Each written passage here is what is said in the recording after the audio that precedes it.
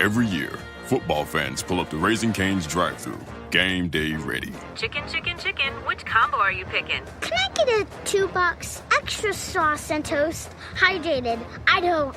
Tailgate to go. So that's 2-box combos with extra cane sauce and Texas toast, crinkle cut fries with 2 first squeeze lemonades, and a 25-finger tailgate. You nailed it. Raising Cane's Chicken Fingers. One love. Official chicken of Southern University. Go, Jags.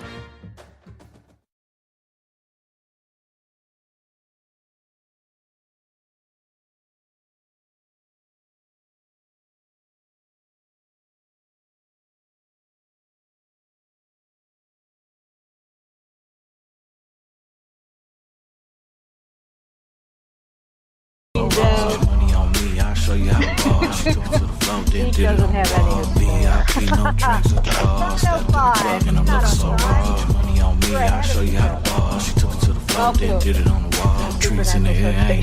Just another wonderful night on the radio. This is the Supernatural Substation on the United Public Radio Network. I am Aline Costanio, and waiting in the wings is Bernadine LeBlanc. Happy Friday the 13th. Yeah, and we've been having some little unexpected Friday the 13th things just now. Like I can't open the chat room, and I burned the bottom of a pumpkin on a light. That's it just didn't catch the house on fire, but it's a good thing I was coming in this room anyway. We're going to be joined, I guess, in a few minutes by Jonathan Foray, who we've had on the show before, and he is coming on board just to tell us a little bit about this year's Rougarou Fest. So Bernadine, if you see him or Joe, if you see Joe has him in the queue, let me know. So when he brings him on. But anyway, so how was your Thursday? I mean, your Thursday, your Friday, your Friday. Are 13th. You okay? No, I'm not. No. Hey, I'm just drinking water too. Oh. This has been really a ridiculous day. It's one of those days when you say, like, why did I leave my house? Yeah. It's like those small. I was gone most of the day, and then when I got home, I had so much to do. Mm-hmm. So, I don't know that it's really. I mean, I looked up some bad luck, Friday the 13th superstitions, and it's really. I don't know if it's an American thing. I don't know what it is, but there's not a lot. We can talk about them at the end of the show, whatever I brought on. But there are some. There are some things connected to religion, actually, to the number of disciples, and Judas being like the 13th disciple or the 12th or whatever, if you count Jesus. So anyway, yeah. And later, in another half hour, we're going to be joined by Rich Newman, who is the author of Ghosts of the Civil War. What is it? The paranormal history of the haunted Civil War sites. Yeah, no, it was I'm gonna. What is the title? I know it's Ghosts of the Civil War. I don't know. Most Deadly War, I think, was the rest. So he can tell us because I can't open anything you sent me or anything to do with him. So. Oh, it's Ghost of the Civil War. And it has a subtitle, which I wanted to say, but hey, it doesn't matter. So. Which is an interesting subject. So he'll be joining us shortly. And I don't know. You there, Dean? I'm here. Joe there? Please leave a message and I'll be sure to get back to you. We're trying to call Jonathan Foray. Yeah. All right. Well, maybe not. So he's here we are in the second Friday of October. And we have we're getting ready for Halloween. Don't know if we're going to be on the air that night. But I think I'm going to cook up something to take our place so we can all go do something else on the, what is that? The 29th? Is that? No, the 27th. The 29th is on a Sunday. Yeah, no, I'm looking at the 27th. I was a little far away from my calendar. Ew.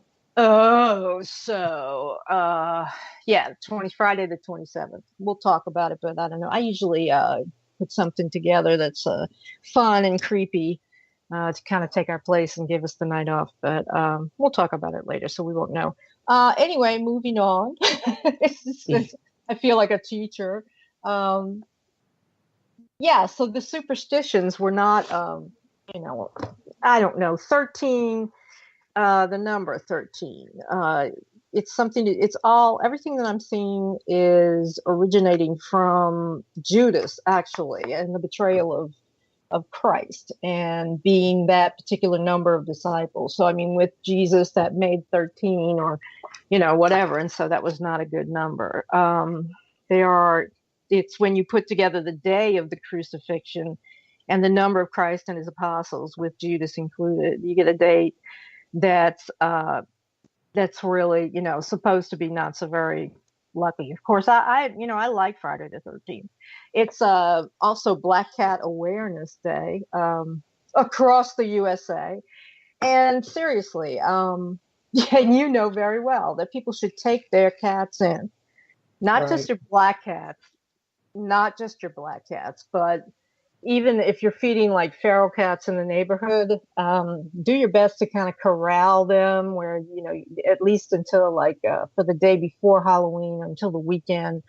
Halloween is falling on a Tuesday. So, but a lot of things are going to happen on the weekend. So I would just keep an eye on them, because any cats, people do terrible things because they think, that that's what they need to do because it's Halloween and, and all this other stuff. Maybe they're doing some kind of stupid ritual or whatever, or they're just out, killing animals. So I always pay attention to the cats, and I've got 2 black ones. They don't go outside. And nobody will come on the street because of the cat that's out there. His name is Cat. And he's like, this is my street, so nobody's going to grab him and live to tell the tale. So, but yeah, I mean, be aware of it. It's not just a witchy thing. It's not a goth thing. And black dogs too, and black puppies too. There's an old tradition, an ancient tradition, when it comes especially to black dogs, which are sacred to Hecate, the goddess of witchcraft, and black cats, as you know. They figure in a lot of the hoodoo in the southern U.S. And so you really don't want to, be involved with one of yours going missing, because that is a terrible thing to learn or find out about. I guess I can't see the board, so I guess we still have no Jonathan, if he hasn't called in. All right. Joe's trying to call him. Okay. Well, I mean, you can tell us, we can all tell us a little bit about the Rougarou Festival. We'd like to hear it from the horse's mouth anyway. Mm-hmm. And again, I can't see anything on my computer screen, so I'm running blind. I'll let you know if I see running lights, right? So somebody was bitching, amazingly. Somebody was bitching. I don't know if you know, I'm sure you know it, AMC. Leave a message and I'll be sure to get back to you. Thanks. Yeah, that's it, Joe. Just please read. Oh my goodness. Just you'll remember, but if he calls in the middle of our actual guest, we don't need that to join the conversation. Just that's I had reminded him yesterday about it, and it was all good. So I got don't a know lot what going happened. on. Well, maybe, who knows? Yeah. He still has time in the next few minutes to call in. Yeah. But there was a guy, a lot of people look forward to who have cable or dish or whatever. They look forward to the Monster Fest. And I mean, American Movie Classics, AMC, which is really now just AMC means nothing because they have all kinds of programs, but they usually have a Monster Mash for the month of October. And some guy was on Facebook, and I felt bad for him. He was bummed out. He really was bummed out because he's like, what do you mean it's not all month? It's just 1 week. I'm thinking it's leading up to the premiere of The Walking Dead. I don't watch The Walking Dead anymore. So, but I was like, oh, that reminded me. So I set a bunch of recordings for movies that are coming on. At some point, the one that we saw at Vicksburg, The Haunting, that's going to come on. But I can go watch The Children of the Damned, Village of the Damned, Curse of the Cat People, The Mummy, Frankenstein, Dracula. These are all the originals. The Innocents, which is based on a Henry James story called The Turn of the Screw. Gaslight is coming on Monday. It's not really Halloween, but it's good. So it's, I'm like, yay. And I'm waiting for The Thing, the original 1950s, The Thing, Mm-hmm. Halloween, it'll be Michael Myers and the whole thing. But it does kind of bum me out too, because I look forward to a month of, just, great movies. I mean, movies you don't get to see. Oh, I think they already had it. They're going to have Blackula. Do you remember that movie? There was Dracula. There was Blackula, and he was a black Dracula. Do you remember that from I the remember 70s? that. Yeah. Oh. and then they Was that had, Eddie Murphy? no, it was some I know can't they think had a of it. comedy with a Dracula that was black, and it was Eddie Murphy. Yeah, but this wasn't a comedy. This was actually like Dracula from the Hood. It was as serious as you can get with fake teeth, I mean, just like the ones that Christopher Lee was in, but it was, just black people. And I guess, and he's preying on, people in the neighborhood and everything. And then they had a part 2, and I think it's Return of Blackula, or The Curse of Blackula. But I just remember watching that in high school, and it had its moments, it was like hilarious. But the clothes were like, it was like Soul Train, that people, the extras and all, walking with their hats and everything. I was like, yeah, this takes me back. So I mean, they've apparently got everything showing up on AMC, so you can check it out. Yeah, and some good. Oh, today the other one was that I watched, but I also recorded, was The Bad Seed. Do you remember that, with the little girl? Yeah, a little blonde haired girl that I want to reach into the TV and just strangle her and her mother. But it's a good movie. So that, it's so rewarding to see her get blown up by, a bolt of lightning at the end, because she's been killing people the whole movie. She wouldn't last around you, though, No. or me. She'd be the one disappearing. Yeah. So, but yeah, it's all coming on. Then TMC too has all these classic movies as well. So, in fact, I think the ones that I've been talking about are on both of those channels. So, so I'm looking forward to it. So, anything from you on your end of town? What's going on? Well, we have the Cattle Festival this weekend. The what? It's called the Cattle Festival. Okay. Where the whole weekend in the middle of town, they have bands and a carnival for the kids, and they have a place called the Redbourne where I think they keep cattle and they bring kids to show them, and but it's mostly downtown with booths and stuff, drinking all night, trouble. But we have some good musicians, local musicians that play. Yeah, Zeke wants to know whether he can eat the cattle or, I mean, zombies will eat the cattle at midnight. Do they talk at midnight on Halloween? No, that sounds like fun. That really does. I used to go, and then it just started, like every year it's something crazy happens. So I just keep my distance now. Yeah, I don't like crowds anymore. It's like, they've got a lot of stuff out. It's kind of like going to Walmart and you want to be invisible, and then everybody knows you because you're from there, Yeah. They will talk you. It takes 2 hours to get a gallon of milk type thing. Yeah, you never think anybody's going to see you at the cattle festival. I mean, seriously. I would not have expected. Everybody knows everybody here, though. Well, I know that, and so they know who to avoid. Yeah. Unfortunately, I mean, we're getting that kind of reputation, at least in traffic. You want to talk a real Halloween nightmare? It's driving around here where these people. Yeah, I'll talk to you about it off of. It's like nobody's behind them. Nobody else has to get anywhere. None of that, So. But anyway, and there's a bunch of shows on Destination America that I think they're premiering some new one called Helltown, and it's something about the woods around Boston, Ohio, or Boston, Indiana, or some town. So that's that should be interesting to catch. I don't think it's premiered yet, but it's like, Destination America again. They just should just call it, Destination Paranormal. And they've got like My Haunted House. They're just, they're back to back everything paranormal. And then in the middle of the night, it'll be like one episode of, Hillbilly Blood, or stuff we're not gonna be interested in. Barbecue Pit Masters. It's like fill in the infomercial slots.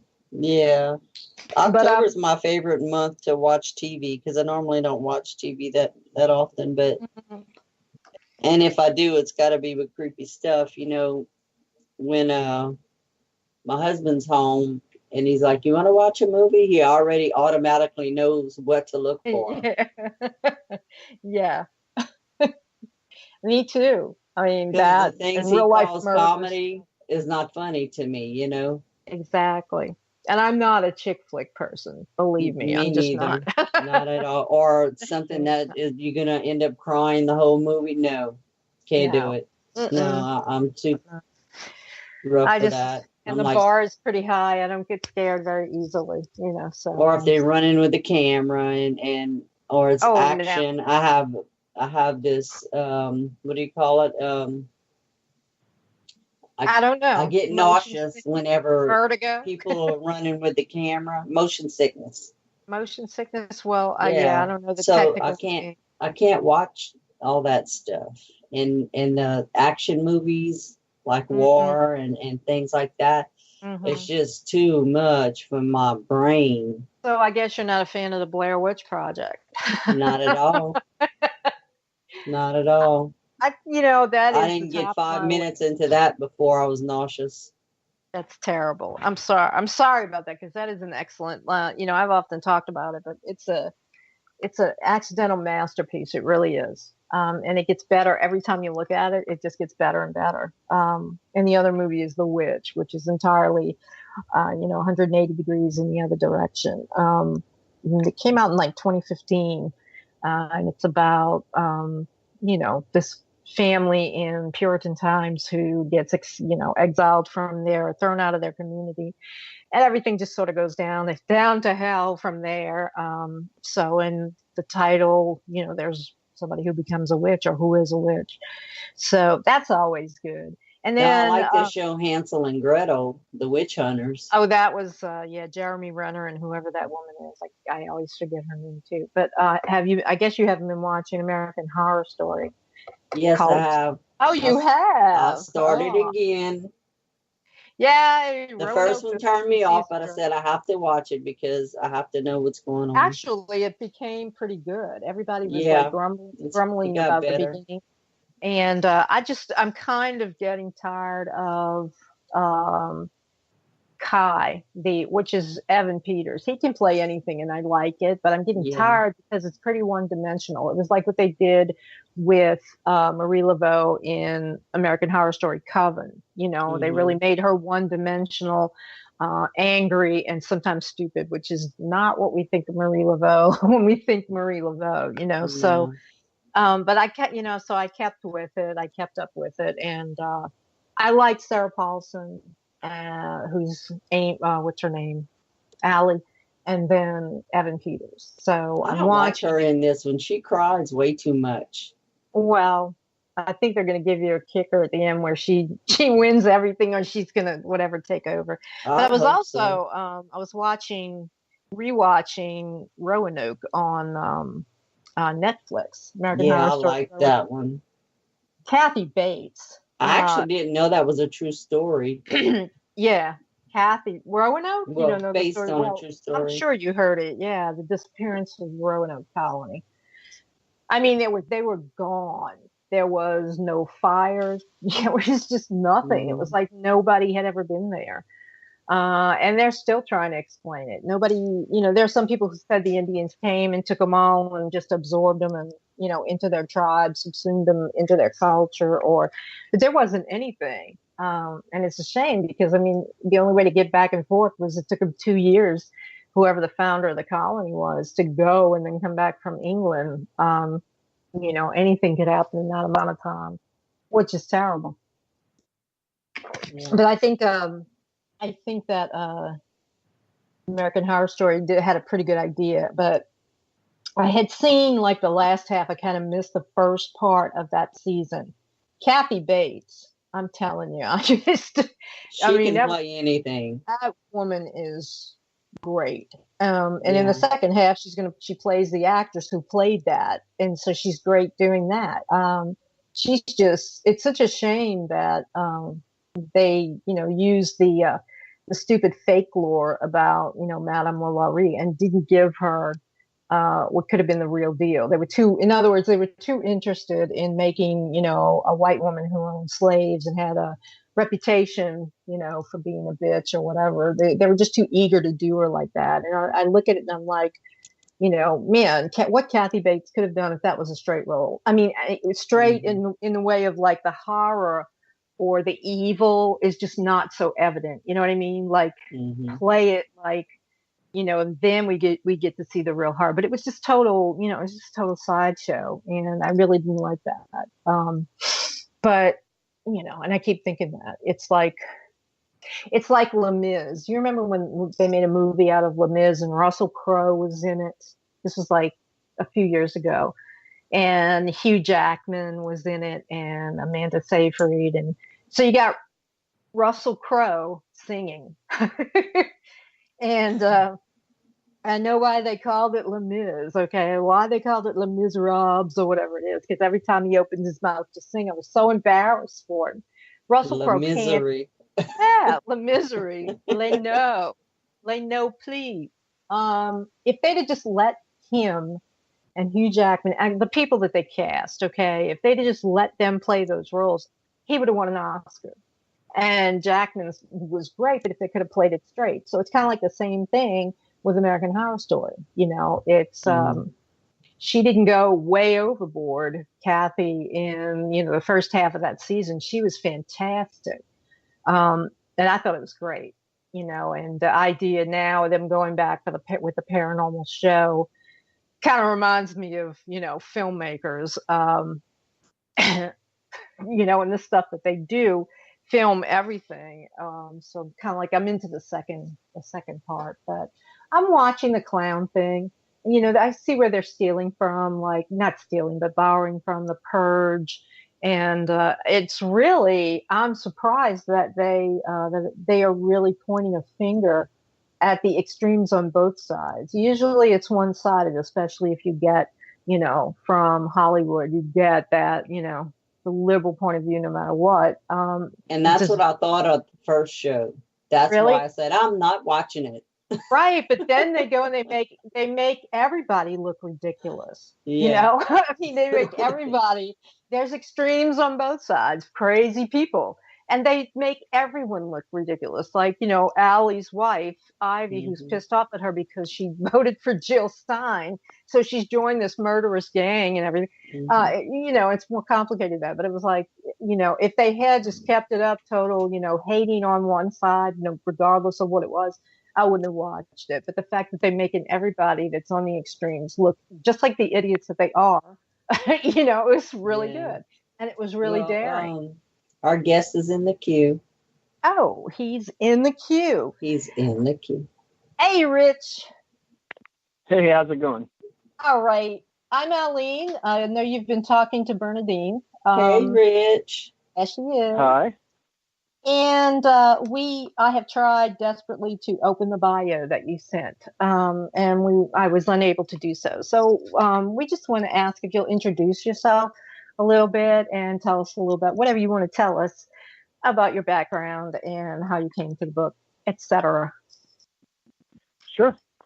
Well, I'm based out of Memphis, Tennessee, and I kind of started getting into the paranormal about the late 90s. Mostly because of TV shows like Sightings and Unexplained Mysteries and things like that. I'm sure you're familiar. And ended up shooting a documentary called Ghosts of War, actually about haunted Civil War sites. And so I went to about 5 or 6 battlefields. I think it was 7 or 8 different homes that were associated with hauntings that were related to the Civil War. And parlayed that documentary into a book for Llewellyn Publishing that was called The Ghost Hunter's Field Guide. And 5 books later, here we are with Ghosts of the Civil War. Wow. I've come full circle because I'm back on the subject of the Civil War again. Yeah. Excellent. And you mentioned sightings, and I totally forgot about that. That sent me off into like this nostalgia. I remember Peter James was the psychic and all that. So I love that. Peter James show. was the best, wasn't he? He was another real deal. Not a Derek Acora, but Peter James. But I forgot sightings even existed. I'm gonna look and see if I can find it anywhere, like on Netflix. Well, I'm gonna sound silly because I can't remember her name, but who's the famous psychic? She died recently, but she kind of had that smoker's voice. Sylvia Brown. Yes. Sylvia Brown. Is when that her? Sylvia Brown came here to Memphis, she did a show at our local Orpheum Theater, which has its own ghost stories about a young girl named Mary that's seen sitting in the audience and backstage in different places. And she sort of did a psychic reading version of like who she thought Mary was, and that people were mistaken that Mary was actually a grown woman. She was just very small, et cetera, et cetera, et cetera. Mm-hmm. And she wanted to do a interview with me. So I ended up interviewing her via phone, and half of our conversation was about Peter James, who had just passed away then. Mm-hmm. And she just had all these great stories and great things to talk about Peter James. Yeah, and he was worth it too. I would like to have actually met him, or something like that. But yeah, the Civil War. There's a whole movement, it seems like, against it now. In New Orleans, where I'm from, this past year, over the summer, they tore down in the dead of night. They did it like bandits, but they tore down our Robert E. Lee from Lee Circle. They took away Beauregard from in front of City Park, and they took away the Jefferson statue. And I'm sure they're doing this all over the country. And immediately after that, I will say the city's been in a high crime. It's flooded twice. It's a magical town, and you took away the protectors, that are there. But how is it when you tell your side of the story that they're trying to erase the history? And it's not just the history, but it's the things that you're studying too, the things that you're revealing, like the ghosts and the memories of it. So, how do you feel about that in that context and, the book that you've written? Well, I see both sides of the monument argument. Right now, actually, we have a monument here in Memphis, Tennessee that's kind of in debate. It's actually a statue of Nathan Bedford Forrest that's in the middle of Memphis. The only difference in this particular case, which kind of makes it a little bit murkier, is it's actually a tomb. He's actually buried in it. Yeah. So it's not just moving a statue. You're also disinterring a body. I don't know. I think I kind of try to look at the positive side of it, which is, if we have monuments of any kind, Civil War or any war, and they're not being appreciated where they are, and they're getting moved to somewhere they may be more appreciated, then maybe I'm for it. I don't know. Because the talk right now has been some of these statues, because they are in sort of bad areas of Memphis, and I don't know how they were in New Orleans, but right now the talk is if they actually move them, they would put them in Shiloh, which is a fantastic location, full of people that love the Civil War and would appreciate the monuments and and the history and everything behind them. So I guess I just try to look at the bright side of it. If we have these monuments around and they're not doing well where they are, at least we're putting them someplace where they can be properly taken care of and everything else. Well, I'll just say that the moron that is the mayor, they just tore them down and stored them, even when there were other places asking to have it. New Orleans is a whole different animal, and it's interesting too because I mentioned Beauregard because he was a civil rights activist. He was the first one in Louisiana after the Civil War and throughout the Civil War who was an advocate. And you brought up Nathan Bedford Forrest's grave, it's like, okay, and Dean, I'm sure so okay, go and trouble the dead. Okay, taking a statue on a pedestal down, but when you have you're down there trying to break up cement and dig up the Civil War soldiers. I just think it's an affront to everyone who died. And I really know that they don't know the real history of it. They really have not been taught. It was the deadliest and bloodiest war that we've had. It made us the country that we are. So I imagine that there's a lot of angry spirits, maybe peeved spirits out there. Yeah, What do you I would think? say probably the most ghost stories that we hear about the Civil War tend to be of the residual sort. People who were killed in combat and they're still wandering the battlefield, thinking they're alive in their own way and repeating history, so to speak. But it's interesting you brought up Beauregard, because I wrote a nice little piece about him and the Beauregard Keys house and sort of the story, because I hear that he, may haunt that actual house. Have you been there? Yeah. Oh, yeah. Yeah. I've been there, and it's right in the middle of my hometown. So he haunts a lot more than that, I'm sure. And now he's not very happy. His statue's gone, and he's not very happy. And people just, they laugh, and it's like, I know the places that you go. I know, well, you're obviously in Tennessee, but when you go to Gettysburg or you go to Antietam or wherever, it's right there. It's just this, this total etheric, like you walk back into time. And not, I guess I'm on a pedestal right now saying, or soapbox saying things, but it's like, we can't forget them is kind of what I'm saying. And so I'm glad that you're writing your work of encountering them. In other words, even after the fact. So I don't know if Dean has any questions, but go ahead, Dean. Or go ahead, Rich. I'm sorry. Oh, well, I'm just going to say, I think even people who aren't necessarily maybe even tuned into hauntings and, spiritual activity or any of that kind of stuff, the weight of history around these sites is awe-inspiring. I don't think that you could visit a place like Shiloh or Gettysburg and not feel that weight of history and all of the souls that were lost at that location and just all the things behind that, And I think, for the people who go to these places and they do have, a paranormal experience, that weight just really even hits home all the more, when you see these poor souls wandering these battlefields.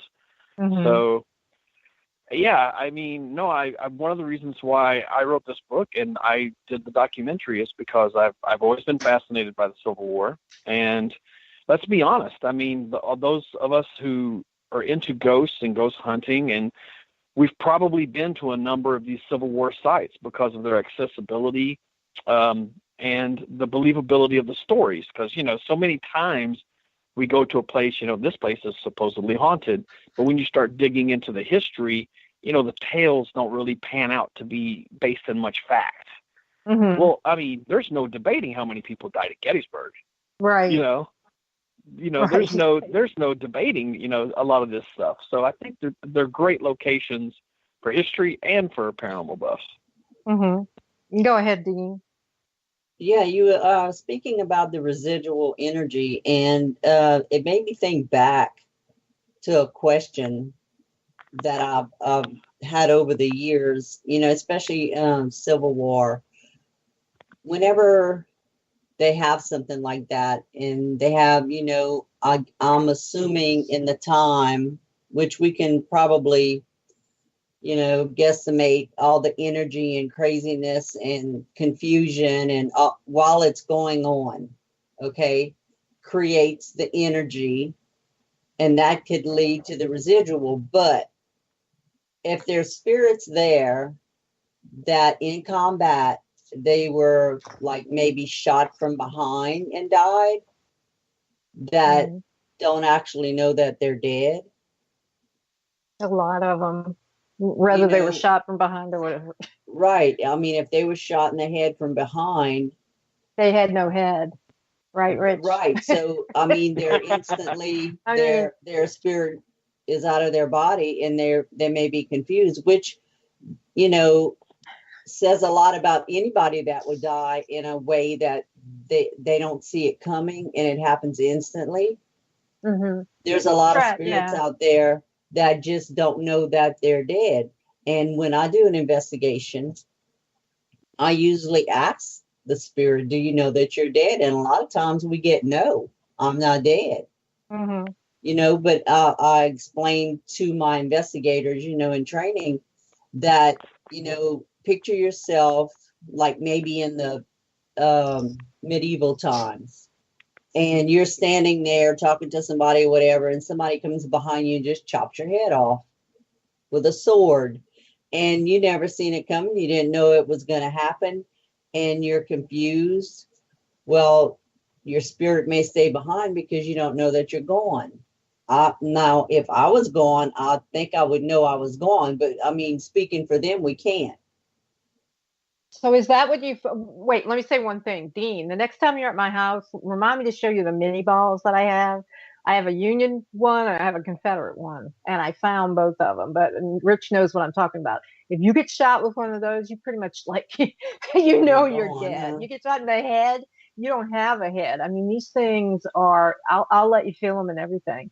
But Did they go in a gun or a cannon? Yeah, they went in their gun. No, they went in the guns. These were like big pieces of lead. Okay, and but Rich, have you found that? Have you found you know, just across sort of like across the spectrum?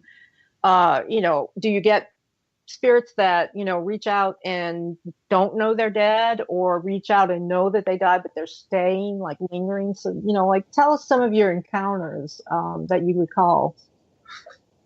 Well, it does seem like most of the reports that come from sightings of ghosts, particularly at Civil War sites, is about 80% probably residual, where they're just sort of seeing a moment in history sort of repeating. I mean, there's so many reports of seeing, you know, what looks like a bit of a phantom army marching across the field, or they hear the sounds of cannon fire and guns going off and cries for help, almost like the battle's being reenacted around them. Those right there, those two things right there are about 90% of all of the reports that come with ghosts from battlefields. But then you have that 10%, which is more like you guys are talking about, where, because if you're asking questions, you know, like, do you know you're dead? And you're getting an answer, well, that's an intelligent spirit who's actually speaking. They know, you know, they're there, you know, their soul is there. You're not just seeing this moment in time. Those are more rare, but they're pretty profound when they happen. And I mean, we got some really good stuff around here. I mean, Shiloh has some fantastic hot spots. We've been out there and caught on audio some great sounds of cannon fire and weapons discharging, and, you know, and what maybe cries in the distance. Really, that's about all that I've personally caught there. Now, I've seen, you know, like people get some great photos that appear to be what could be people standing in the tree line, that sort of thing. Particularly around an area that's called Bloody Pond, that was sort of turned into a makeshift field hospital. People say they see what appears to be a nurse, the spirit of a nurse there. And she's kind of thought to be an intelligent spirit. And I've had a little bit of experience with a local cemetery called Atoka Cemetery here in Memphis that has a section that's dedicated to Confederate dead. And we caught one of the best real ghost lights that I've ever seen, like a physical light, not an orb, none of that junk, an actual self-glowing ball of light weaving and bobbing between headstones and scooting along the ground. So that was a pretty interesting evening. Wow.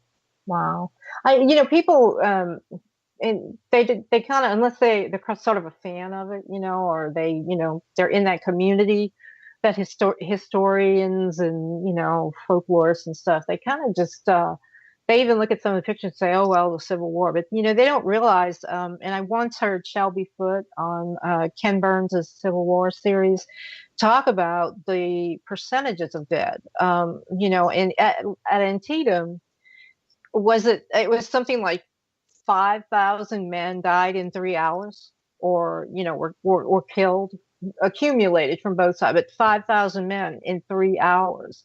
You probably know the numbers from Gettysburg, just a couple of days over Gettysburg. It was a 10 to 15% loss. And these days, that would be ridiculous. I mean, to send any units or whatever into battle and lose that many in that short a time. So people don't really understand the uniqueness of that. Of course, we, paranormalists, we know that creates a lot of ghosts, but it's when you try to get your head around, all these people dying almost instantaneously. It's like, yeah, there's going to be residuals, there's going to be intelligent interaction, there's going to be everything. There's going to be anger too. So have you heard from some really angry dead, or ones who want to keep fighting even though they're gone? I have not, but I mean, I've heard certainly stories where it does almost seem like a residual effect where the battle is just still happening. We're talking hundreds of years, 1862 to 64, usually area the bigger battlefields. Till now, all these years, it's still being reenacted. But, I mean, talking about numbers, I mean, Gettysburg was the single bloodiest battle of the war and had over 51,000 casualties in that one battle. And that was it was like 3 days or 2.5 day battle. 3 days. Over July 51,000 casualties. And if you've been to Gettysburg and you see the size of the area, you know what just an awful bloody mess that place must have looked like. Oh yeah. And talking about another thing, one of the facts I like to always bring up when we talk about people dying and getting shot, like you mentioned earlier. You can get shot in the head, boom, and you're gone instantly. But so much of the death from the Civil War was done with just misery. And a great stat to put to that is 2/3 of the deaths from the Civil War didn't even happen on the battlefield. Yeah. We had 620,000 casualties for that war. 2/3 of those died from hunger, disease, and on the hospital beds. And as prisoners of war. Prisoners, but yeah, and that was, because a lot of times the prisoners of war they were starving to death, and there was disease in the cells. Andersonville, of course, is the most famous for that. Yeah. But I mean, even when you go to places like Fort Mifflin and Fort Pulaski, and that were just sort of used constant, Fort Delaware, that were used mainly as prisons. So many of the tormented spirits and things and stories that we hear coming out of those casemates and things are these poor people who just slowly starved to death and just died from misery. And that's a lot of pain and a lot of things that carry over right from that, And they died along the way of misery and death. I mean, they couldn't feed themselves by the middle of the war. They had nothing to eat. They weren't eating each other. I mean, they didn't debase. I don't think they did anyway. I've never heard of cannibalism, but they starved and they had to be left where they were, and somebody just buried them there.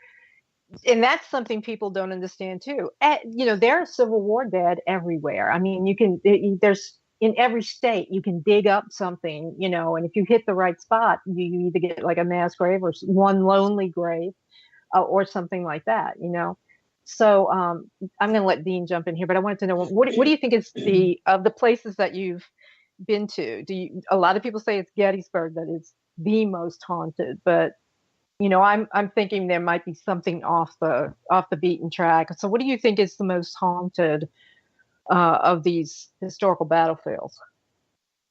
Of the battlefields, I mean, Gettysburg is for sure the most popular. And it does have, when you start getting into, if you're going to go to X battlefield, where are the hot spots? More people probably have spots for Gettysburg than any other place, just because, for one thing, all of the places surrounding Gettysburg are so well preserved. So, I mean, you can go to Gettysburg and hang out for a week, and stay one night at the Tilly Pierce House Inn, stay one night, at the Jenny Wade House, go over there and stay. You have like 5 or 6 different just haunted homes from the time that are now sort of B&Bs and inns to stay at. You can go into haunted museums during the day, go eat at a haunted restaurant, go grab a beer at the haunted tavern. So, I mean, Gettysburg is probably the most popular. I think the stories that I've heard that seem to be the most dramatic, and I think one of the places that you go that just seems, you can feel it in the air, is actually Stones River in Tennessee. Mm. There's an area at this particular battlefield they call the Slaughter Pen. And it was basically a crevice that ran between two giant slabs of stone. And I may misquote this, but I'm pretty sure this was the Confederate Army was sort of sneaking through these crevices, trying to make their way around Union soldiers. And they got discovered. And when the Union soldiers came up on top of that rock, well, I mean, it was a turkey shoot. They were all down hiding in these little cracks with nowhere to go. And all these Union soldiers just unloaded on them from above. Wow. And I mean, just killed thousands of them all in this one small spot. And there's just something about that spot when you go there, you just feel the heaviness in the air.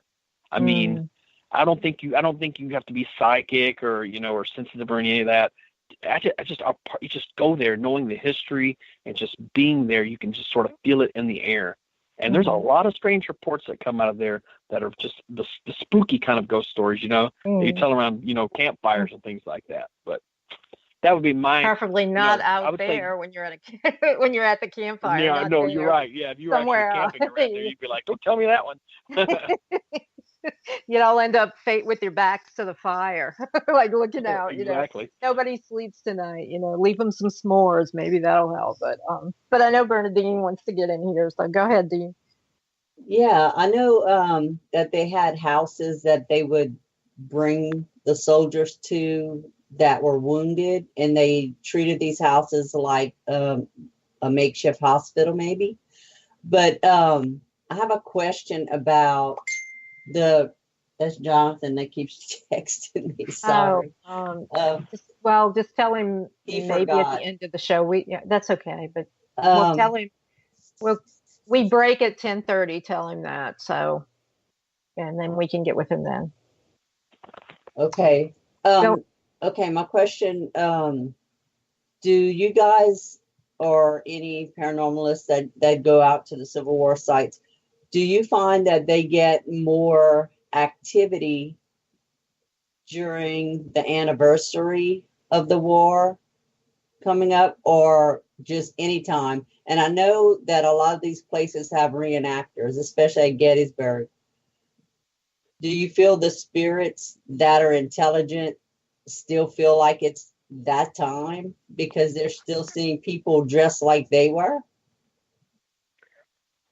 Well, I mean, for sure, I do think that if there were intelligent spirits around and they see people walking around in the uniform of the day, that probably would get some activity going. They would have to react to that. And I mean, especially if it was the enemy. If this is a Confederate soldier and now all of a sudden there's, a whole regiment of Union troops walking through, and this is an intelligent spirit, I would think that would probably rile that spirit up a little bit. I don't know if actual anniversaries have any more significance of any other day, but I can definitely say I think some of the spookiest stories and sort of the activity that's associated with the Civil War seem to revolve around these places that you're talking about, these homes, and oftentimes even like government buildings and things that were just turned into makeshift hospitals. As a great example, not too far from you in southern Mississippi, as one of the houses we went for Ghost of War, the documentary, is called the Deason House in Ellisville, Mississippi. And it was actually used as a field hospital briefly during the Civil War, and also has its own really interesting stories, and a death and a murder and these sort of things. They actually kind of made a movie about it called The Free State of Jones. Oh, Matthew McConaughey.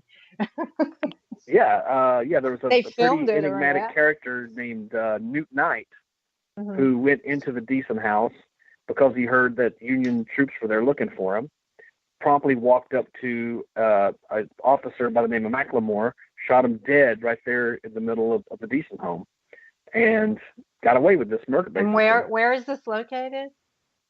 In Ellisville, Mississippi. Oh, okay. Road trip. And it's a living museum house, so you can tour it and everything. It's actually owned by I think it's the Daughters of the American Revolution. Okay. I'll write that down so we can go. But you were going to tell us one of the it's a great creepy place. stories. You're going to tell us one of the Oh, creepy well, stories. sure. Well, I mean, the people who work there and their friends have so many experiences, and they run into, voices and things touching them and things so often that they almost wave at them like they're gnats buzzing them, They're just, yeah, go away, that kind of thing.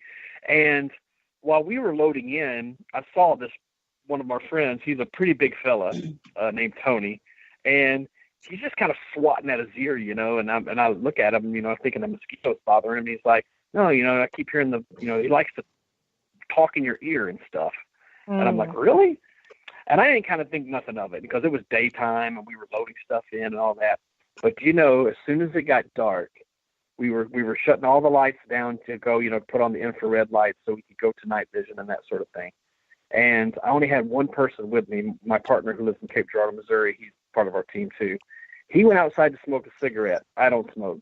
I stayed inside and was plugging in some lights, and I hear right in my ear, just like someone takes their hands and they couple them around your ear, and it just kind of go, like, I mean, really loud in your ear. I'm going to take up smoking. Yeah, it was all I could do is just sort of just stand up, turn around, and just very deliberately and purposefully slowly just make my way to the door, kind of stomp, stomp, stomp, stomp, stomp, stomp. I went to the door and went outside.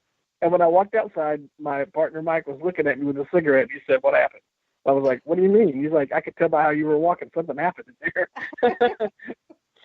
And, it's just deliberately, very deliberately. Very deliberately, but I didn't want to panic. I knew I was in the house alone and all this kind of stuff. Believing. Yeah. Absolutely. I just very, almost robot-like stood up, did an about face, and just kind of marched my way to the door. But, you run into these stories a lot with these hospitals. I mean, it just seems, they're just, I hate to label it as spooky, but they are. They're just almost spooky locations, and a decent house is one of them. Well, they're old for one thing, so they've seen a lot. And some of the places were even old at the time of the war, and they just continue. Oddly enough, on the north shore of Lake Pontchartrain here in Louisiana, in Mandeville, there's this bar called Don's, and you'll see it when they have big floods down here, like the lake will flood and all. It's just like a stone building, and it always floods, but it never has a problem coming back because it's solid stone, and it was a Civil War hospital. Oddly enough, I mean, it's just a stone and they just rebuild the inside, but it was one of the hospitals here because we did have Union coming down, as far south as where Mandeville is, on the north shore of the lake and all. So that was something that I didn't know. I haven't asked them about ghosts, but they're always so drunk in there. Isn't like, Right. Yeah, it's the one in the middle. You see three people, but but it's interesting because some places were. And this from going to the battlefield, it was like, they burst into homes or they burst into buildings and they just started putting the wounded and the dead or whatever, they started putting them in there. So it's like sometimes the most unlikely place, that will be haunted by that. I mean, like you said, it's the imprint of so much suffering. So tell us more. Sure. Tell us another spooky place. Well, I mean, the decent house is this really small house too. And so you look at this room, they call it the long room because it's just almost like a little mini parlor that's now inside the house, but it's really long and narrow. And they were saying, they just put a row of beds there and they would just put as many people in there as possible. And you hear these stories where they say, they would just amputate limbs and just pitch them out the window. And there'd be just stacks of arms and legs outside the windows. I mean, that's just almost unbelievable to think of. No and anesthesia. Add in the fact, so much gangrene and disease was going through these rooms too. And if there was any anesthesia at all, it was probably a swig of whiskey. Yeah. They would give them a swig of whiskey before they sawed their leg off. And most of these people were so young. If you look at their pictures, I mean, to us, they look like children, teenagers. A lot of them Absolutely. were.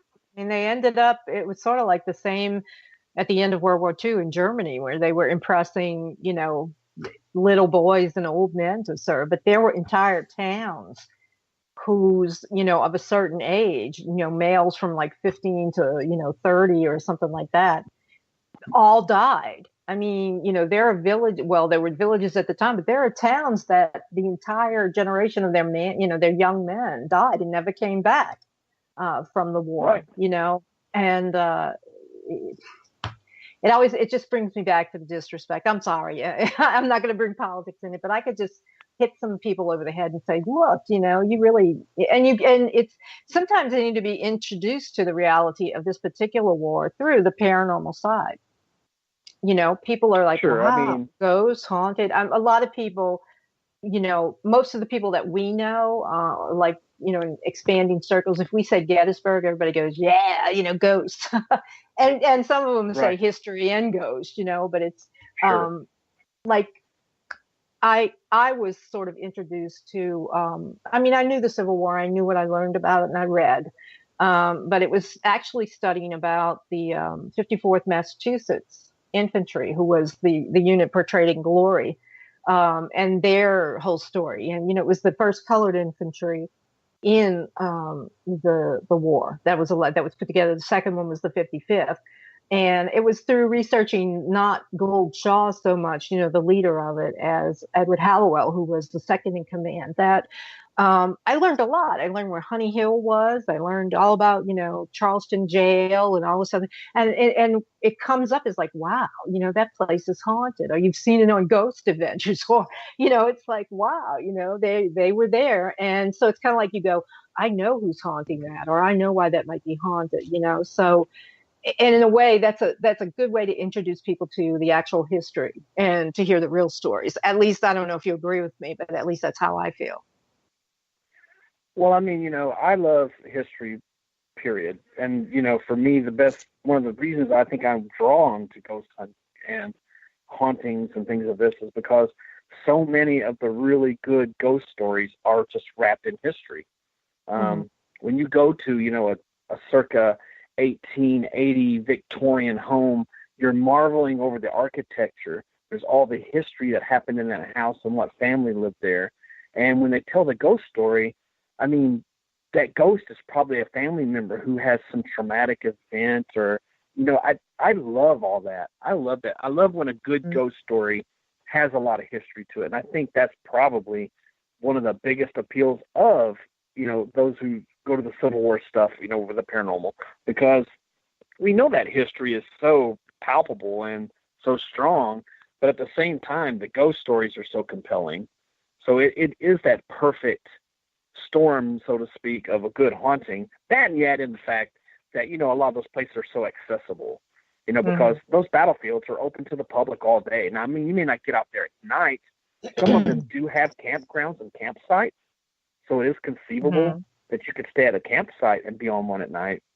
But even just going out there during the day, you get on Google and get on YouTube or somewhere, in 10 minutes you pull up, strange videos that people have shot that looks like soldiers walking across the field, photographs of what looks to be a soldier standing in the distance, sounds, like people shooting their little family get together, and all of a sudden there's the sounds of cannons and guns going off around them and things like that, and,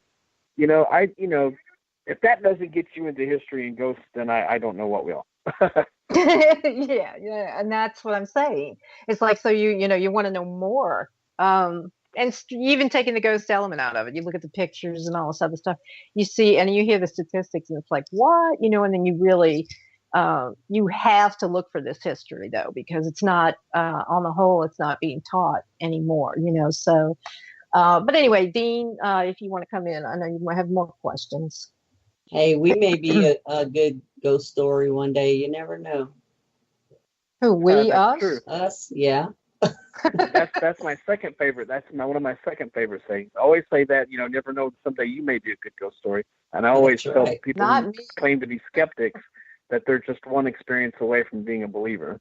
And people don't never, really take that seriously, but I've seen it so many times over the years, doing little ghost hunting classes, in haunted places, and guiding tours through haunted places. And, and you have that husband who's grudgingly along, you know, who doesn't really into the ghost thing. And then something starts happening and you see their eyes get wide, you know. And A then, lot you of know, times, you're like, yeah. A lot of you're times just the like, yeah, spirits you there. see? That's Yeah. right. And they look for skeptics. You know, I mean, they love a skeptic because you've got believers who are like sort of expecting something, but they'll pick somebody else who, you know, out who's just like, that's not real or whatever. And, you know, that's who they'll interact with, you know, which is always fun. That's who It's we always get in fun. the front row of the convention centers whenever we do panels and stuff for Because sci-fi skeptics. conventions. The skeptics are in the front row. We get them all the time. Yeah. And some of them leave at the end, like, especially if we play some of the EVP evidence that Dean's collected, you know, so I'm like, well, you know, I know it's real. I know what I heard. But, yeah, I mean, a true skeptic doesn't bother me because true skepticism just means you're not sure either way, but you're still open-minded about it. I can handle a true skeptic. The ones I don't like are just the haters who are there to basically the heckle, dedicated cause skeptics. problems, make fun of people, you know, and I have no problem calling them out and kicking their asses right on out of the place, you know.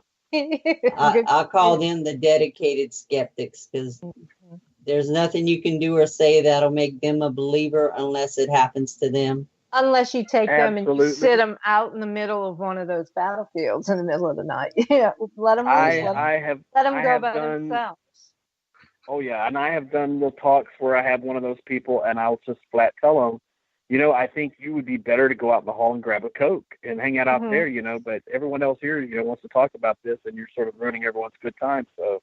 And they want to argue about it, too. So, sure, you know. In a situation like that, I'd say, look, meet me outside here. We're going to leave you. You know, you're going to get out with the camera and whatever, and you're going to stay there. And we'll come get you in the morning when the park opens or whatever it is, you know. Right. Just, you know, I think you'd have a you know, one of those more malleable skeptics that, you know, after it really doesn't even need, you know, anything supernatural to happen. And as you say, it's that atmosphere, that idea in the back of your head of, you know, what went on here and the expectation of it. You know, someone who knows the history but doesn't believe in the spirits, you know, and then just leave them out there. That would be great. I'd like to run a tour like that, you know. Just because they don't believe doesn't mean it doesn't exist. Right, exactly. It believes in them, you know. Yeah. Sure. Well, But, and I mean, let's be honest, though. I mean, people who are of certain religious backgrounds, too, the idea that ghosts could be around sort of shatters their belief system. I mean, they want to believe there's a heaven, there's a hell, and there's nothing in between. And if things start happening around them, this sort of, you know, disrupts their world, you know. Or it's evil. Really... It's the devil. Right. It's obviously not a ghost. It's a devil, right? Yeah. I wrote an entire book about that. You know, about a case in Mississippi called "Devil in the Delta." Oh, very good. Tell us a little about that.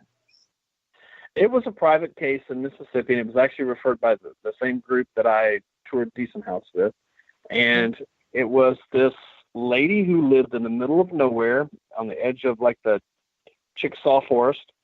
And a double wide trailer, no less, but on land that had been her family for, you know, going on 100 years. She believed that her trailer was invaded by a demon. And it was the reason that I wrote the book about this case, because I've done a lot of these sort of private cases before, but the reason that this one kind of stood out for me was she could be the most obvious liar. Like she would just be flat out lying about something that's happening and making up details on the spot, just anything she could do to get some attention. And then as soon as you're just willing to write this case off, that this is a, you know, person who just wants attention, something just crazy would happen. Like I remember the first night we were there, she was telling us about all of this activity, forks flying through the air, a TV exploding, so exploded in front of them, caught on fire, so they threw it through their front window into the front yard. And as I first got to the trailer, it was still lying there. They're like, there's the TV. And yeah, and so, they would just tell these stories, that they were watching TV and they heard some clattering and they went in the bedroom and all of the dresser drawers had flown out. All the clothes had gone over the place. So they just put a sheet over the door and refused to go in that room anymore. They said the devil could just have it. Oh, and then I walked in there. It was just, what's that? The devil's going to go, oh, a sheet. Oh. Yeah, that sheet's going to keep me out of the living room now. Thanks for my own room, Mom. Yeah. Right. But when I walked in there, like all the drawers were still lying in the floor, the clothes were everywhere, the mattress was flipped up. And, and I'm thinking to myself, oh, this is just such horse crap, Mm-hmm. So we go lights out. I sit down in the room and I have one of the ghost paranormal investigators from the Mississippi group sitting there with me. And first question out of my mouth, and it's on audio, and you can actually listen to this on our website, paranormalincorporated.com. You can pull up Devil in the Delta and pull up some of the pictures of the things I'm telling you, like the TV and all these things, as well as listen to some of this audio.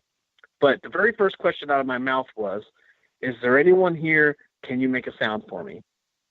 And of course, I'm expecting, nothing to happen. And would you believe that the entire room shook?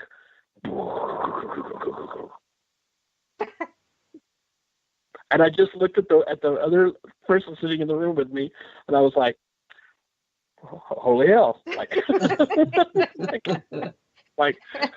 I can't believe something actually happened.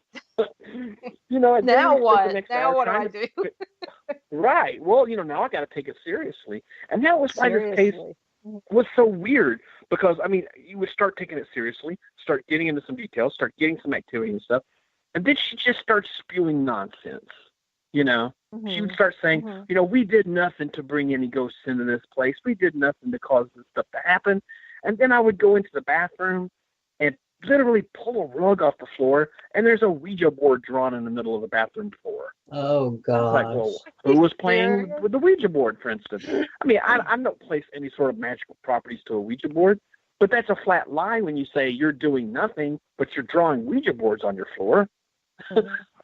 Well, and they obviously believe it in order to paint it there or to draw it there. They believe it, and that's really all that's required. And it's just one of those things like, I just got tired of dealing with her. And, and there was just so much. And then it actually came out later on that, there may have actually been a murder there. She started telling this story of her father and a man who lived down the road. He came over to borrow a phone, and he took him out to the hog pen and killed him. Who, the father? Her father? Killed the guy? And I'm like, well, and now you're in the truth. No. And I'm like, well, I'm going to have to tell call the sheriff and report this. That's like, kind of you're talking about a murder that may have happened in recent memory. You're talking about a family that may still miss their missing family member. Statute of limitation. That's got to be like the deliverance experience of paranormal, investigating. You're in a trailer out in the woods. Yeah, my dad. Well, I asked her. This all came out because I said, well, who do you think? Yeah, and I was like, she said, I think there's 3 or 4 spirits here. One of them is demonic. Well, I'm like, well, who's the other spirits? Well, I think one's an angry black man named John. And that's when she rattled off this story about him being drug out in the hog pen and killed. Out in the shed. And I'm like, did you report if you're telling me the truth, we got to report this. Yeah. Yeah. And we did. You just said that to yourself, Well, and she told these stories too, that she said that they would be sitting in the house and all of a sudden rocks would just start hitting the trailer from all sides from outside.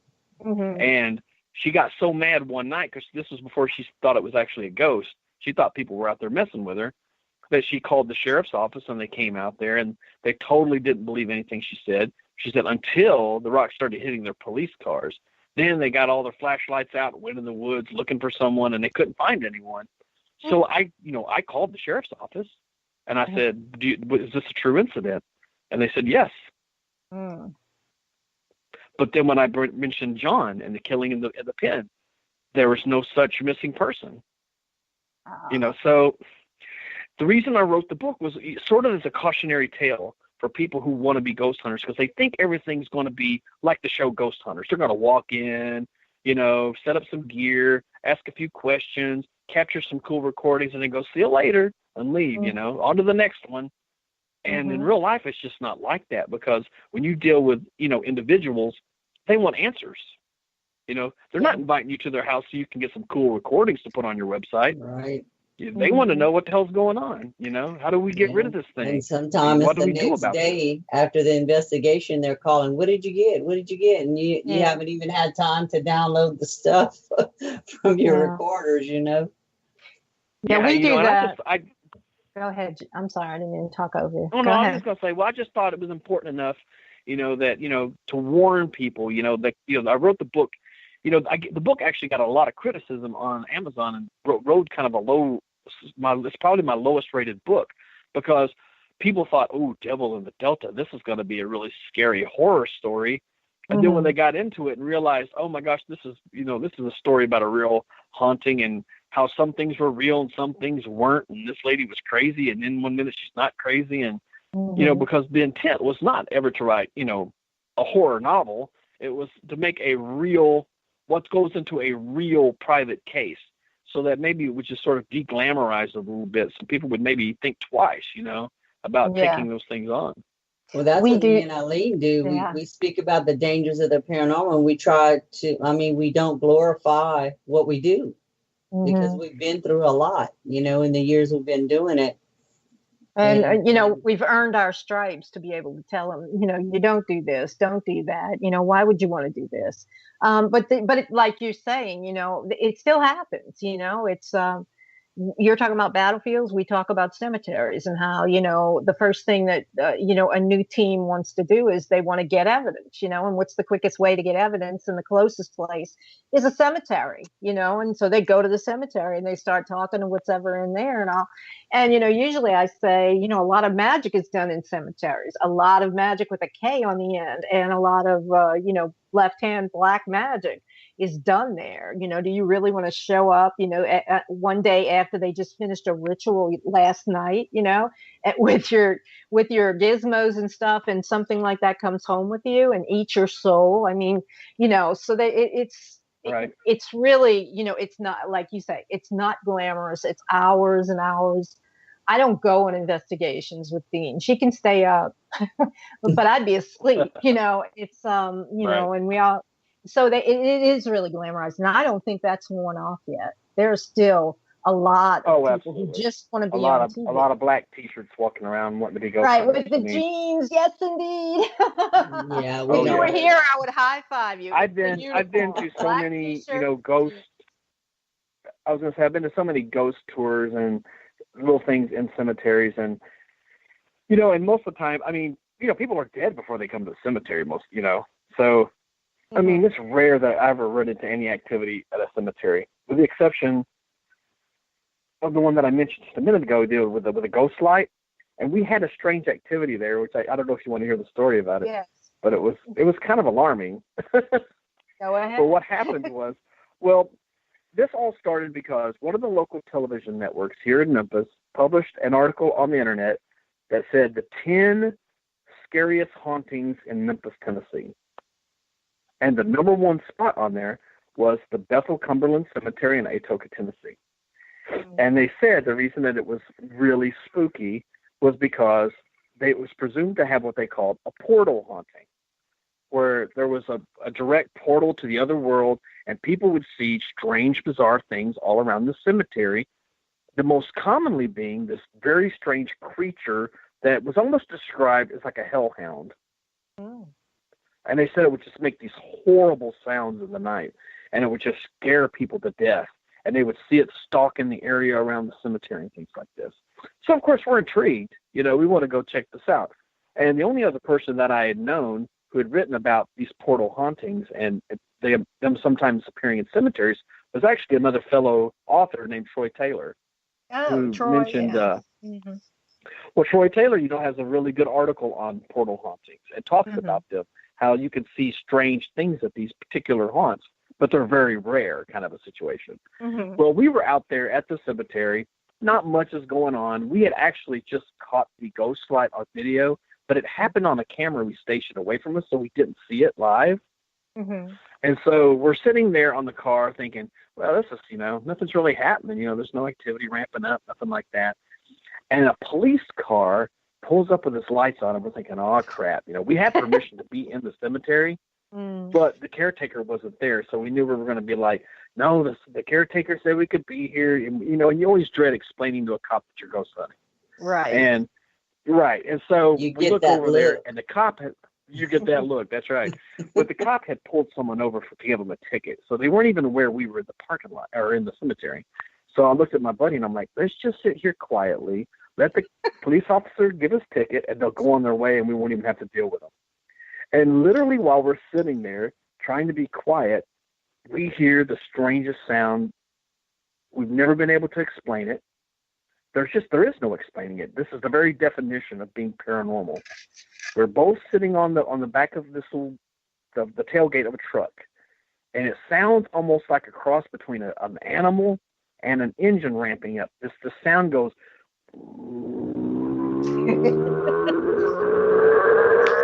and it just kept going until it was so loud that we were both looking at each other like, what the hell is that?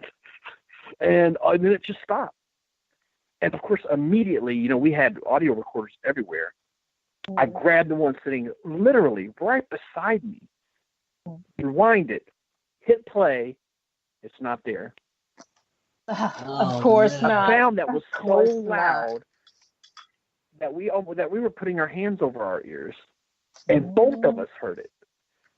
Wasn't on the audio recorder. You could actually hear us react to it, saying, "What the hell is that?" It's your hellhound coming out. That's what it is. Is that crazy or what? Yeah. A hellhound. You say, this is why it's called the paranormal. And that's just not normal, and it's not explainable.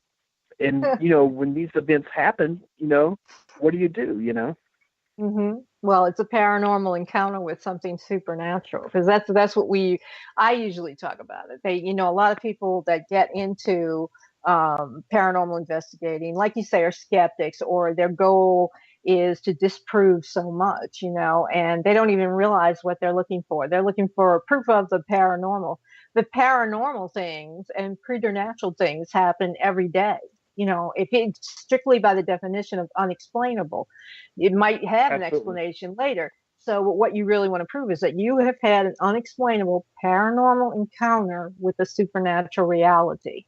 And so that's your goal. That's supposed to be their goal anyway. Not, I'm going to disprove it. Some people don't even believe in it, and they're out there trying to prove it. In a field that doesn't really respond to scientific inquiry. It just doesn't. So you either have to accept that it exists and you're trying to prove that. And if you don't get proof, then there's your proof that you don't, whatever you think, it doesn't exist. Or you gotta find some other hobby because the supernatural exists. Just, well, I mean, for me, one of the appeals of it is I want to figure it out. I want to figure out what's happening, and if I can get evidence of it, photographs and audio and video and stuff like that, great. Because especially if it's a private case, because you like to have something to show people that live there that that you're getting some of this stuff. Because they're oftentimes so relieved just to have someone else sharing it. They don't feel crazy anymore. They feel like someone's on their side. They've heard it, they've seen it too. And so much of it is just figuring out what's going on. And sometimes it is mundane things, and there's not a haunting going on, and that can be a good thing a lot of times. But it's helping, especially with private cases. It's helping people. Just to have somebody to basically talk to about it, absolutely. And with like for instance, if Dean tells me she's curious about something that might be going on, and then maybe doing some little natural things, kind of just changing a little bit of your daily regimen or whatever, ask what's going on, and then it's sort of like these almost like a little prescription. And if you do that and it improves and there's something there, then that's good. If you do that and it improves, but there wasn't anything anyway, well, that's a good thing too, because that's making the person feel that they're able to do something about what's happening to them, and that's really what they want. They don't want to, they live alone with it a lot of times, and people less nowadays, but people still do laugh at people who live with them and say, I'm seeing absolutely. stuff, Sure. so when they have somebody come in and take them seriously, unfortunately, a lot of these teams, they'll take it seriously, but all they're in for is for the evidence, and Yeah, they're all looking right. for that They're next not. TV show. Yeah, they're not trying to help out with any kind of resolution or help the actual family out or anything like that. Last night I was on Coast to Coast with George Norrie, and he just kept hitting me with interesting questions. He was just, looking at things in a way, I guess that I'm so used to talking about ghosts at this point that, we sort of have, we all do this. We sort of have the same conversations a lot of the time. And he was sort of really hitting me with a lot of different things like for instance, we were talking about, Gettysburg, and then that sort of segued into a conversation about Abraham Lincoln and the stories around his ghost and how he's been seen in like multiple places. And so, George started asking a lot of questions about, well, do you think this really is Lincoln traveling around, or do you think that ghosts sometimes like to appear as something they're not? Maybe they're trying to trick them, and it just went down some really interesting avenues, the whole stories around Abraham Lincoln's ghost, and also bringing it sort of back to the Civil War are just fascinating. When you look at the witnesses who have seen Lincoln's ghost, say in the White House, the first person who ever saw the ghost of Lincoln was First Lady Grace Coolidge, the wife of President Coolidge, and then you add in people like Winston Churchill, was staying at the White House, took a bath, had a whiskey, was smoking a cigar, walked in the next room, and there's Lincoln standing next to the fireplace. and it ain't Daniel Day-Lewis either. Right. And according to Churchill, who's a pretty witty, dude, according to him, he just kind of took his cigar out of his mouth and said, "Oh, good evening, Mr. President. You have me at a disadvantage." Anyway, and he actually said Lincoln smiled at him before he disappeared. So, it's just, I'm really fascinated. I'm into this because probably like you guys, I want to figure some of this out. I think that when science starts to take the idea of the soul and the afterlife seriously, maybe we can go beyond this being the thing that people get ridiculed for and that people laugh at. And we can start really sort of figure out, the mechanics behind death and how the soul moves on, why some stick around, why some don't. I think these are all valid questions, and I'd like to see them taken seriously. I think actually that is what's happening. We recently, and we talk about CERN, the big hadron, the collider that's in Switzerland, and that's a whole other show. But what they're discovering, I mean, they had to admit at one point that they were interacting with the dark matter that they were finding. They didn't expect to interact with it, and they had no definition for it other than to call it an entity or entities. And so science said that. And then you have quantum physics and physics, physics, whatever, geniuses proving or basically saying, yeah, that's, 90 something % possible that's what the supernatural is, spooky stuff at a distance. And, so it's there, they're about there. And when science comes out, maybe all those skeptics go, oh, well, but, they may have to blow a hole in the universe to prove it to us. Blow us all up in Switzerland. But right. Well, but through history, I mean, how long did it take to convince people that the Earth wasn't flat? How long? And there are some people that think it is flat today. Hilariously so, yes. Oh my God! I'm like, what? And I thought that was a joke, and my daughter was like, no. And I'm like, you got to be kidding me. Where did that come from? You think you're going to float off the end? And it's. I was like, I can't even get my mind around that. Okay, we have 2 minutes left till break. Okay. Well, Rich, Dean, you got anything else for Rich or? Nope, that's it. Rich, I was going to ask you to, if anyone wants to get in touch with you about some of your books or some of the hauntings or they, whatever reason, how do they find you? Everything's on our website. It's all Paranormal Incorporated, all spelled out.com. And they can find the link to add us on Facebook and see things about the books, all that stuff. Great. Excellent. Maybe one day we'll do like what do you call it? We'll partner up for an investigation. Hey, If why we not? can I'm go up on a for it. road Maybe it'd trip. be the decent house. I'm planning. I want to go down there again. Well, we would love to. That would be great. That would be something we could do live on Facebook. Excellent. There If you we go. have a Yeah. signal, unlike the last time we had our first foray into no signal. So, but it was great talking to you, and we'd love to have you back again. Absolutely. So definitely. I mean, I could talk about the Civil War for hours once I got it. I'd love to tell you, some of the things I found in my research and all that. But so maybe you'll come back and visit us. Sure, absolutely. Great. All righty. Dean, again, I'm blind over here, but if we're ready for a break, Yeah. let me know. He is? Okay. Well, thank you, Rich, for joining us. You have a great weekend You too. Have a good night. and have a Thank happy you, Halloween. All right. Bye-bye. Bye.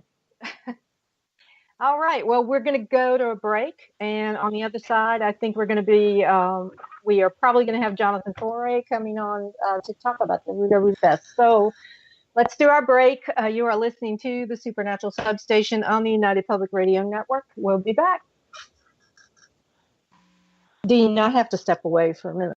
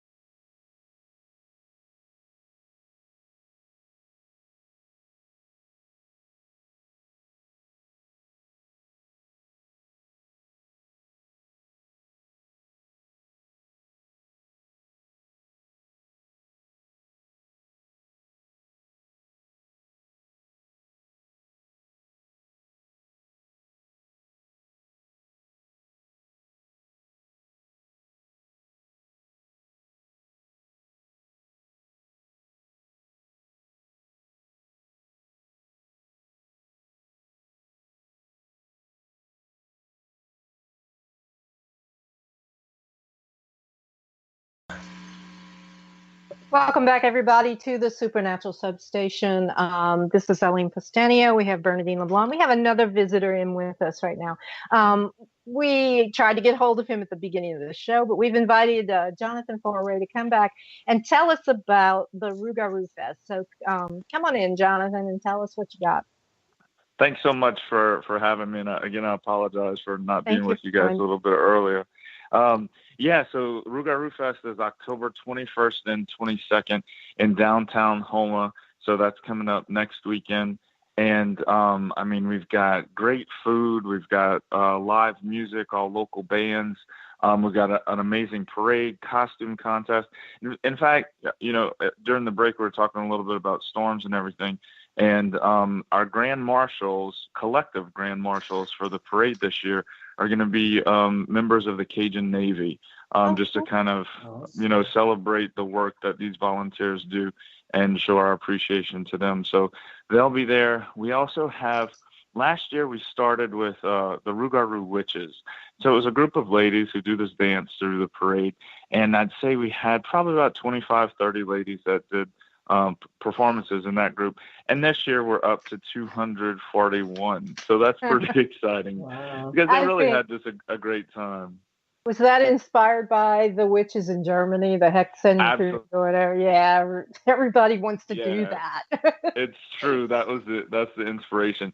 And then we have the thrill. Yeah, no, and look, they really are just having a great time with that. Then we have the Thriller Zombies, and a new addition to the parade this year is the Rocky Horror Picture Show Time Warp Transylvanians. They're gonna make their debut this year. And then we have these really amazing giant puppets designed by a local artist here. There's this huge egret that goes down the street that's really beautiful. So the parade's a real showstopper. And we've got National Geographic Traveler coming to the festival this year. So that's pretty exciting too. Yeah, so they're going to be doing some promotion and sharing some things on Facebook. So we're really excited to do it again, crossing our fingers for some good weather. And we're just looking to have a really good time. Again, sharing the stories of our folklore with the Rougarou, the Fifolet, the Lutin, all of those wonderful characters from Louisiana folklore here. Really excited to keep those traditions going on, Definitely. Some people might not know what the Rougarou is, and the last time you visited us, you explained and told us in detail. But some of those things, like the Faifolais, etc., might need some explanation. Sure. Yeah. So the Rougarou is largely believed to be a sort of a Cajun werewolf. But then there are some other stories of the Rougarou being more of a shapeshifter and being able to turn into other animals, and not just like a wolf-like, like not a wolfman character, but more it could turn into a dog or a bird or things like that. And in fact, the area where I grew up, stories of the Rougarou are more of that shapeshifter kind of character. A Fifolet, that is a kind of a neat legend. It goes back to Jean Lafitte. And so Jean Lafitte would bury his treasure in a particular location and then kill one of his men and then bury that man with the treasure so that the man's soul would protect the treasure from ever being found by anyone looking for it. And so the story goes, if you're a treasure hunter and you're going out into the swamps and the bayous looking for this treasure, this blue orb, sort of this will-o'-the-wisp kind of thing would appear, and it would mesmerize you. And it was so hypnotizing that you would follow it, and this orb, which was the soul of this man, would take you out into the marsh, into the swamp, and you would never be seen again, just, completely lost. And then the Lutin, which my grandmother told me stories of the Lutin. The Lutin is sort of like our little trickster spirit, sort of like an elf or leprechaun kind of thing. And if you can't find your keys and you knew exactly where you left them, well, obviously the Lutin came in at night and hid them from you because they was just trying to play some jokes on you. And largely the story there is that, like if people in the morning would go out and their horses were sweating because they had been running all night long, and their manes were all raveled up, and sometimes they would say even braided. They would say that the lieutenant got on the horse and was riding the horse all night long, and that's the reason why the horses were in that particular shape, So it's just some fun stories that, I mean, those are the stories of our people down here, and it's nice that we have the opportunity to make sure that people living down here know those stories and are able to pass them on to their kids, And what day is the parade? I heard you describing it, but I missed the day. It's the 21st? That's right. So the parade to the 21st, that's Saturday, and the parade starts at 7 p.m.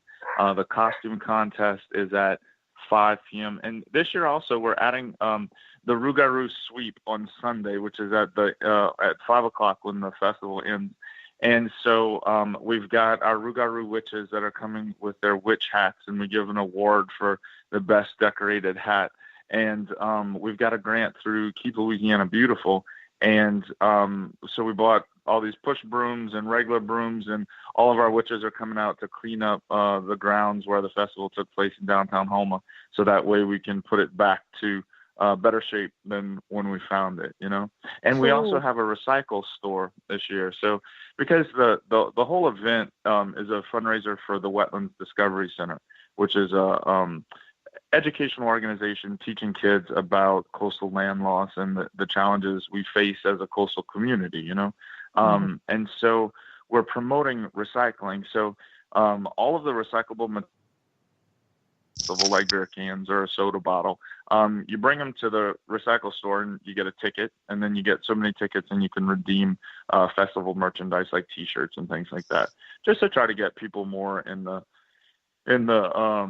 habit of recycling, So we got a few cool new things that we're looking forward to seeing happen. That's excellent. Dean, you should go out there and participate in the costume contest. I don't know. Yeah, I do some crazy costumes.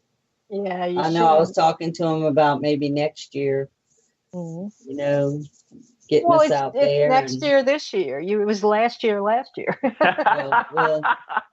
this year. I run rings around you on that. Yeah, I know. We'd love to have y'all come down and join us though. Sometime, It sounds like it's going to be a good time. Yeah, for sure. And so, and you're also using it as a teaching thing, but I can imagine that this is a festival that just really took off because it's so much fun. All those legends that we have, and the bayou and everything. It's just so much fun. Do you have a lot of children that show up? We do. Yeah. What is on for the kids? Yeah, that's what I was going to ask you. Yeah. So I guess the obvious game that we have for the kids is pin the tail on the Rougarou.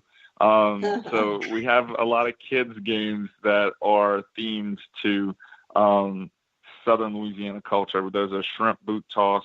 One of my favorites is the crawfish toss. So we've made like those little mud crawfish houses. You know what I'm talking about? Mm-hmm. Those little tunnels that come up from the ground. And then we have plastic crawfish, and you have to try to get the crawfish into his little house, and you get it into the hole, and then you win. There's like a frisbee throw that, you throw the frisbee into the Rougarou's mouth, and a lutin toss, like a little beanbag toss, but it's themed with the lutin. So it's a lot of fun. The cypress knee ring toss. Yeah, a lot of Cajun things. The cypress what? The cypress knee ring toss.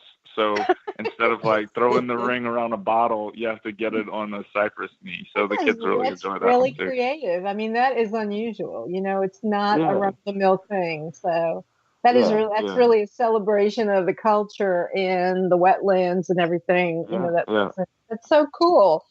I don't know about the crawfish tossing. I mean, unless y'all made the holes big enough. We did make them a little bit larger than they're like the size of a coffee can. Cypress knees. And the cypress knees with the ring. I almost killed myself on cypress knees one time. So it'd be like, I'm like, what the hell? What is that? Well, that's excellent though. So it's gonna be a lot of fun. What kind of vendors will you have out there? Yeah. there's a lot of, and so of course we encourage people to have the things that they sell, and it's all handmade or personally designed items, nothing like pre-manufactured or anything like that. And so we've got, and I don't know if you've ever heard of Chanel Bentz. She's got this shop called Haunted Cypress Studios, and she makes jewelry from locally sourced items from the swamp. And her things are absolutely beautiful.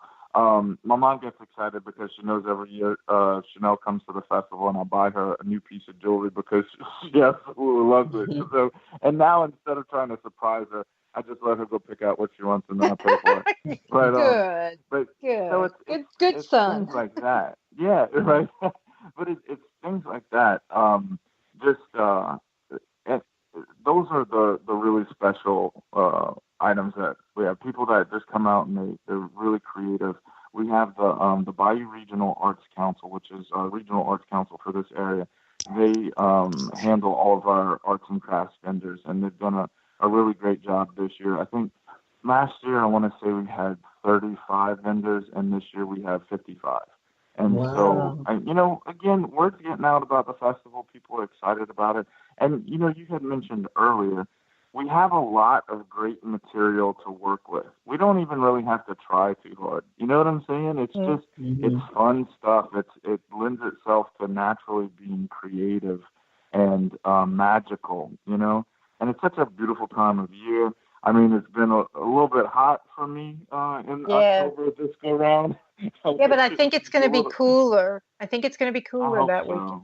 Yeah, we're I supposed hope to get so. some. Yeah. So I that'll just be hope good, the and rain at least comes at in night. before. Yeah. I Will think you it will, have a but, lot of Cajun food? Oh yeah. So, traditional things like gumbo and jambalaya. We've got fried oysters, fried oyster po' boys, fried catfish. Some of my favorites, Pop Rouge ice cream. I don't know if y'all have ever had that. Oh, I remember Pop Rouge. Yeah. Pop Rouge, right? So Pop Was a Rouge drink, like yeah. Yeah, it was a strawberry soda, and it's what we used back when I was a kid before they made the electric ice cream machines, and you had to sit there and crank it by hand, and when your hand got too tired, you switched to the other hand. Yeah. So yeah, right. So we make ice cream, and we call it Pop Rouge because that's what we've always called it. But it's any strawberry soda.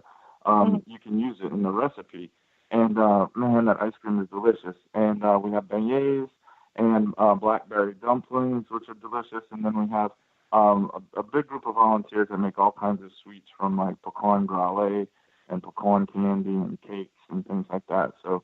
Yeah, definitely. The food is something to. Oh, and fish courtillon is this year is the first year that we add that to the menu. So we're excited to add that too.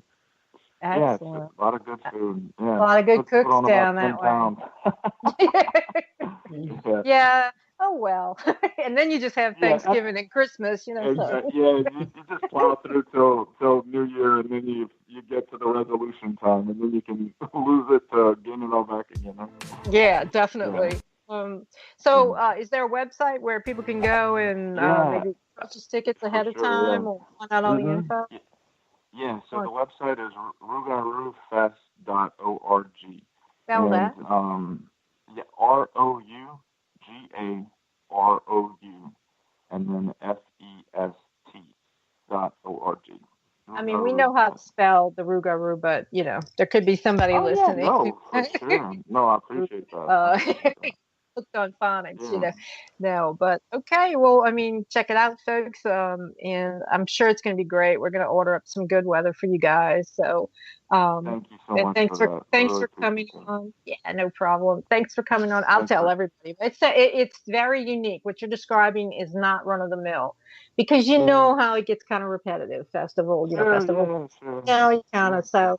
But this sounds like something really unique. And the parade, at least, is something to see regardless. So, thanks for having us on or having us on. Thanks for coming. No, thank you so much. Yeah, you having us on. You see how I get it? Like this point in the show on Friday. Friday the 13th. Friday the 13th. That's what I'm going to blame me for not coming on earlier. Yeah, it's Friday the 13th. No, that's all right. We're trying, but so I'm glad that you finally did get on. So yeah, we wish you the best of luck with that. It's going to be great. Have fun, and Dean, you ought to go check it out and let him know that I'm if gonna you're try to get there, and if I in do touch get with there, I will look you up. Yeah, definitely. I'll be running around for sure. Excellent. Well, have a great one and have a good weekend. And you'll have to come back on the show and be a guest sometimes, okay? I would love to. Thank you so very much. Y'all take care. Thank you. Good night. Bye. Well, that sounds like fun. Yeah. It's in your neck of the woods and not mine, so I have family there. I actually have a thing going on that weekend for the probably for the news channel here, so that's why I couldn't promise him I could be there. Yeah. Well, I mean, it's 2 days or whatever. But anyway, everybody else who's listening should go. And if you're in Southwest Louisiana, that wraps up our Friday the 13th show. Flippy floppy, can't wait till midnight and this all gets over. So, again, if anybody wants to find you, let's give out your email again. It is Bernadine, BERNADINE at lspr-society.com. And the website is lspr-society.com, right? Yes, ma'am. All right, that's do it. Looking for me, it's ElleenCastanio.net. Soon to be a new site. If you want to buy my books, don't forget, I have books. Haunting Tales of Old New Orleans. It's original stories based on folklore. And Supernatural Dangers of Paranormal Investigation. So check me out there, Facebook, Twitter, our page. Go and like our page on Facebook, The Supernatural Substation. And go find us on YouTube. All of our shows are going to be uploaded. The Supernatural Substation. So we are going to wrap it up for this, one of the Halloween shows. The shows are the shows of Halloween, etc. So this wonderful month, the best month of all, October. So Zeke.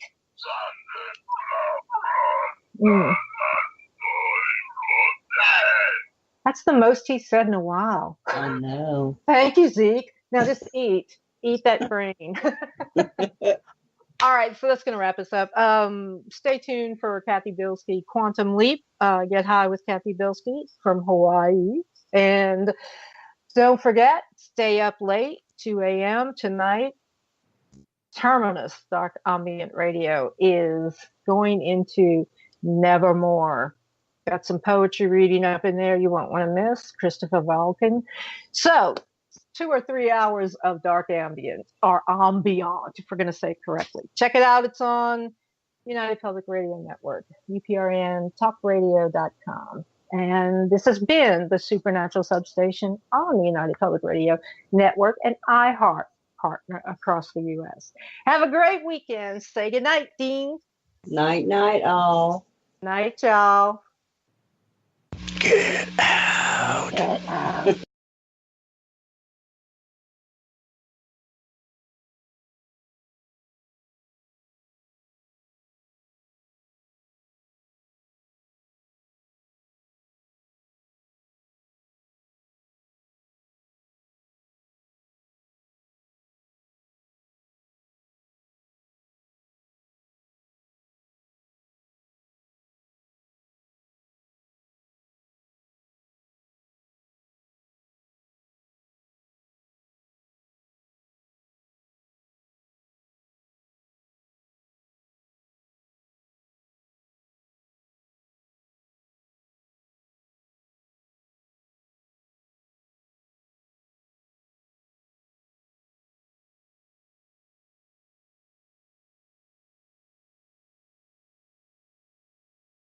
Every year, football fans pull up to Raising Cane's drive-thru, game day ready. Chicken, chicken, chicken. Which combo are you picking? Can I get a 2-box extra sauce and toast? Hydrated.